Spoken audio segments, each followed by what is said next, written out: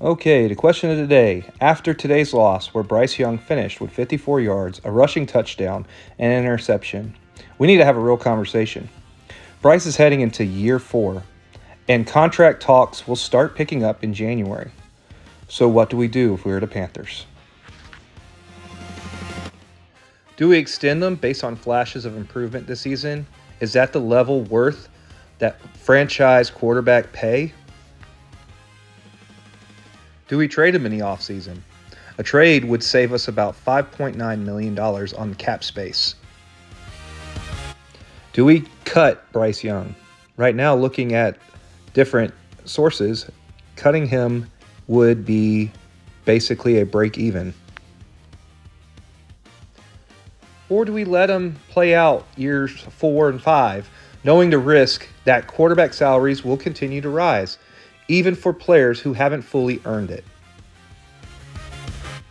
If you'd like to add your opinion on what you think should happen, put it down below in the comments. And also, don't forget to like, subscribe, and share. This will help encourage more content just like this.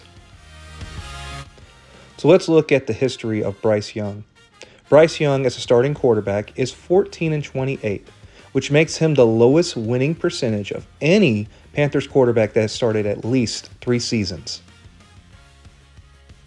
Kerry Collins went 23-17 as a starter and was 1 game away from the Super Bowl. 1996 was his true season as the starting quarterback, with Frank Reich starting the season out in 1995. Then looking at another quarterback, Steve Berline, who finished 19-25. He got Carolina close to the playoffs, but never had a chance to fully lead them to a successful season. Where most Panther fans remember, Jake the Snake Delhomme went 33-21 in his first 3 seasons, reaching 2 NFC Championship games and a Super Bowl.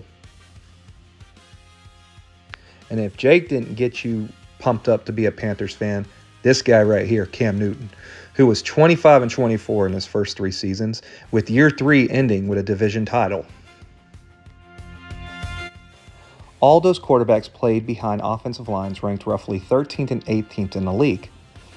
Each had true number 1 receivers and a functional running game. Bryce, meanwhile, had to play behind offensive lines ranked 21st, 14th, 12th, based on scouting reports. His number 1s his first 2 years was Adam Thielen, and now this year, McMillan. Compare that to the guys like Musa Muhammad, Steve Smith, and Greg Olsen, who were the number 1s for most of those quarterbacks.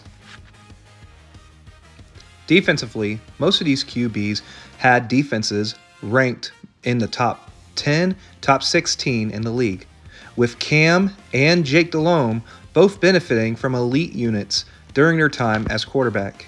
This year, Bryce has finally had one of the highest rated defenses in his early career. It's fair to say Bryce had his issues, but so do those quarterbacks early on. Bryce's draft profile hasn't changed. The concerns were always the same: his size, how quickly he could process NFL defenses, and how much his arm could hold up at a pro level. The positives were clear: maturity, pocket mobility, experience in a pro-style offense, and winning at a high level in college. What I see on tape now is a quarterback who has the respect of his teammates, wants to win, can make critical throws, and doesn't get rattled emotionally. The concerns still remain. At times, he looks unaware of defensive looks pre-snap. He stares down his hot read, and his off-platform throws can get ugly at times. When you want to talk about franchise quarterbacks, there's 4 components that I have to see in Bryce. The first one being the command of the field. Bryce has shown it in individual games, but not consistently. The second one being using motion and hard counts to reveal defensive schemes. Bryce had one notable example in Green Bay, but that's about it. The third one, taking over when things break down. This is an area where I see him starting to get it. He's had drives and even a full game where he took control.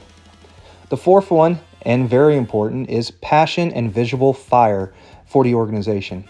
Cam talked about this and how it elevated his game, showing that he deeply cared about the team, not just himself. Bryce hasn't shown this yet, but it took 3 years for Cam to get this too.